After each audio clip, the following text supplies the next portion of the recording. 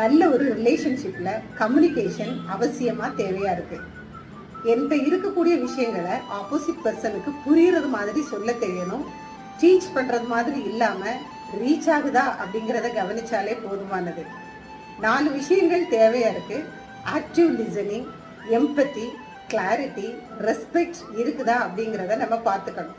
என்கிட்ட இருக்கிற விஷயங்களை ஆப்போசிட் பர்சனுக்கு கனெக்டிவிட்டி மூலமா எனக்கு கற்றுக் கொடுக்க தெரியுதா, என் பேச்சில் நிதானம் இருக்குதா, என்னுடைய பாடி லாங்குவேஜ் என்ன மாதிரி இருக்குது, ஐ டு ஐ கான்டாக்ட்ல நான் பேசுறேனா, என்னுடைய டெலிவரி ஆப்போசிட் பர்சனுக்கு பயனுள்ளதா இருக்குதா அப்படிங்கிறத நான் கவனிச்சுக்கணும்.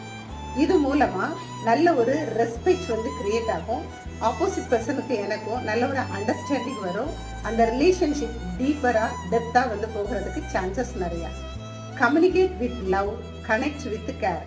என்னுடைய கம்யூனிகேஷன்ல